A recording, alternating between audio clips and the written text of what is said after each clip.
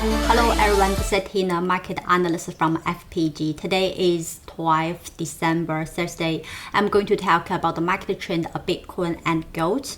Overnight, the US released its CPI data showing that the US inflation staked at 2.7% year-on-year in November. However, it doesn't change the expectations that the Fed would reduce interest rate by another 25 basis points in December.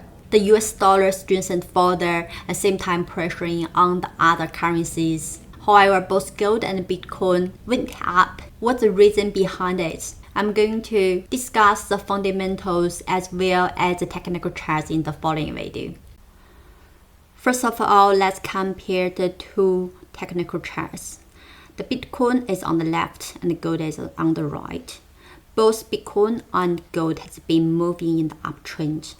However, the trading volume in Bitcoin is decreasing and that of gold has gone up significantly.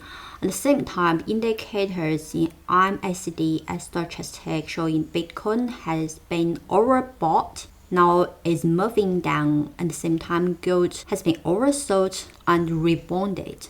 It might suggest that the upside momentum is plateauing in Bitcoin and gold could continue its uptrend. Individually, let's have a look at the Bitcoin daily charts. Bitcoin has topped 100,000 mark last week, but it's retreated swiftly.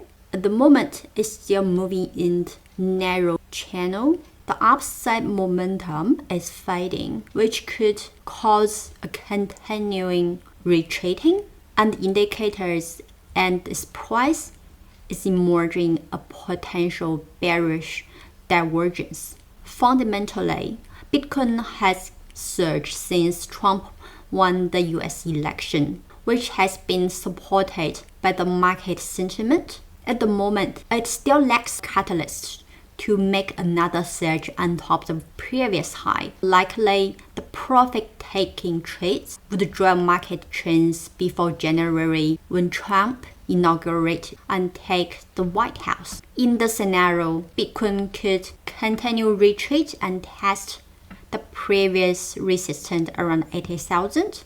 But in the near term, we'll be still looking at this narrow range bound movement. And the upside, the pivotal resistance will be still around its all-time high level.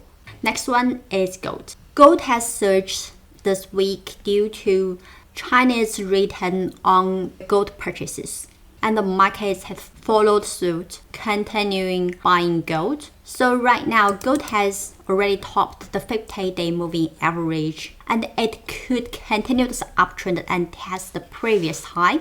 And the downside, the pivotal support could be still around the low in October 2,500.